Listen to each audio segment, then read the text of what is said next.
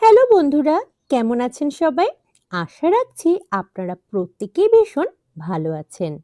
মৌসুমীজ ওয়ার্ল্ডের আরও একটা নতুন রেসিপি ভিডিওতে আপনাদের সকলকে জানাই স্বাগত।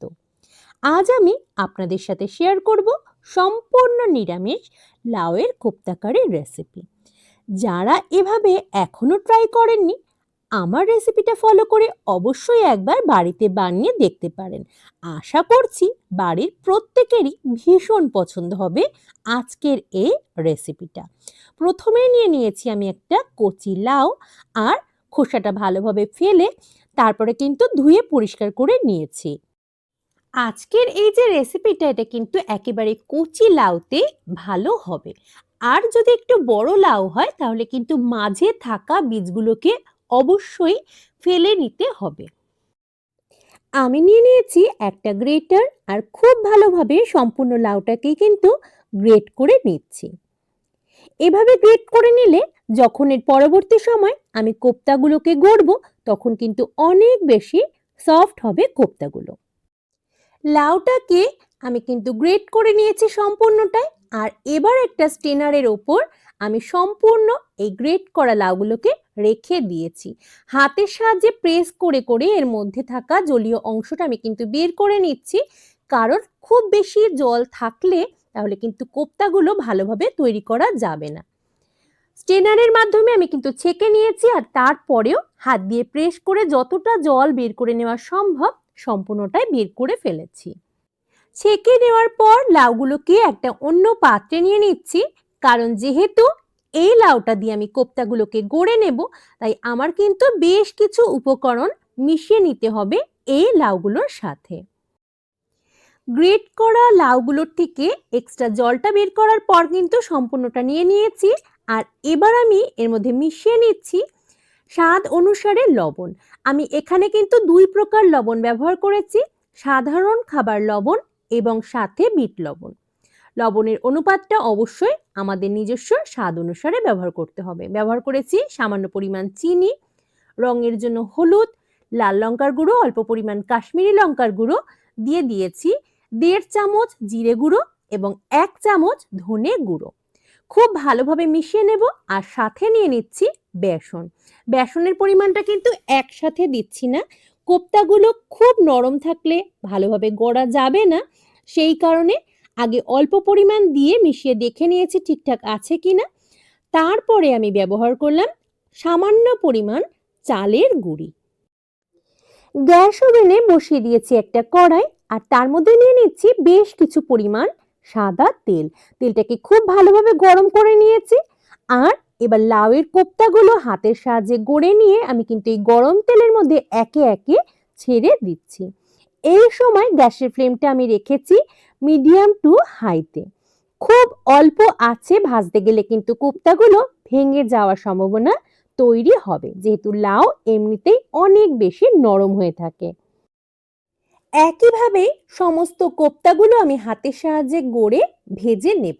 এই কোপ্তার শেপগুলো অবশ্যই আমরা আমাদের পছন্দ অনুসারে দিতে পারি। একঘেয়ে লাউয়ের ঘন্ট খেতে খেতে আমরা যখন বোর হয়ে যাই, তখন কিন্তু এই ধরনের রেসিপিগুলো ভীষণই ভালো লাগে খেতে। আর সবচেয়ে বড় ব্যাপার, নিরামিষ দিনগুলোতে আমাদের সকলেরই প্রায় একটাই চিন্তা থাকে, কি রান্না করব। সেই মুশকিলও কিন্তু আসান করে দেয় এই ধরনের রেসিপিগুলো।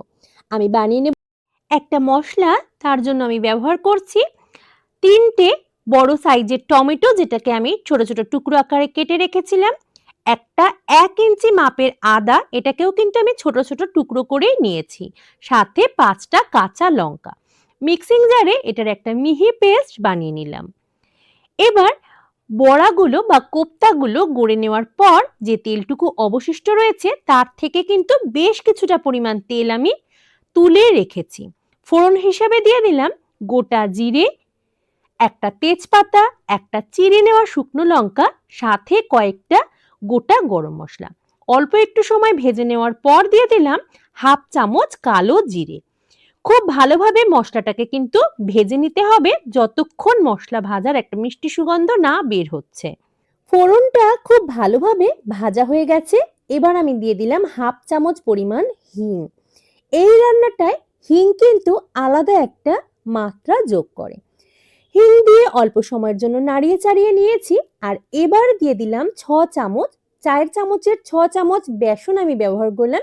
বেসনটাও দিয়ে দিলাম তেলের মধ্যে। খুব ভালোভাবে অনবরত নাড়াচাড়া করে নিচ্ছি যতক্ষণ না বেসনটার কাঁচা গন্ধটা চলে না যাচ্ছে। মিনিট কয়েক সময় ধরে আমি কিন্তু বেসনটাকে ভেজে নিয়েছি। এবার স্বাদ অনুসারে লবণ যোগ করে দিলাম রান্নায়। যোগ করে দিলাম হলুদও। সাথে দিয়ে দেব 1 চামচ পরিমাণ কাশ্মীরি লঙ্কার গুঁড়ো। এই সময় কিন্তু লাল লঙ্কার গুঁড়ো আমি যুক্ত করব না, যেহেতু টমেটো, আদা, কাঁচা লঙ্কার পেস্ট আমি আলাদাভাবে করে রেখেছি রান্নায় ব্যবহারের জন্য। এই সময় গ্যাসের ফ্লেমটাকে আমি রেখেছি মিডিয়ামে। আর অনবরত নেড়ে দিচ্ছি যাতে মশলাটা কোনোভাবে পুড়ে না যায়। 2 চামচ পরিমাণ জিরে গুঁড়ো এবং 1 চামচ পরিমাণ ধনে গুঁড়ো আমি রান্নায় যোগ করে দিলাম। আর আবারও ভালোভাবে নেড়েচেড়ে মিশিয়ে নিচ্ছি যতক্ষণ না অবধি মশলাটা খুব ভালোভাবে কষানো হয়ে যায়। খুব ভালোভাবে মশলাটাকে কষিয়ে নিয়েছি। এবার আমি আদা, টমেটো এবং কাঁচা লঙ্কার যে পেস্টটা বানিয়ে রেখেছিলাম সেই সম্পূর্ণ পেস্টটাই রান্নাটায় যোগ করে দিলাম। খুব সুন্দরভাবে কষিয়ে নেব যতক্ষণ না এই কাঁচা টমেটো এবং আদার কাঁচা গন্ধটা একেবারে চলে যাচ্ছে। মশলা কষানোর জন্য আমি কিন্তু আলাদাভাবে কোনো প্রকার জলই ব্যবহার করিনি। টমেটোটার মধ্যে যেটুকু জলীয় অংশ ছিল সেটুকু জলীয় অংশ দিয়েই কিন্তু আদা এবং টমেটোটা খুব ভালোভাবে কষানো হয়ে যাবে। এবার কিন্তু আপনারা দেখেই বুঝতে পারবেন কড়াই থেকে মশলাটা ছাড়তে শুরু করে দিয়েছে। আমি যেহেতু অতিরিক্ত তেল ব্যবহার করিনি তাই মশলা থেকে তেল ছেড়ে যাচ্ছে, এই অংশটা আপনাদের আমি দেখাতে পারছি না।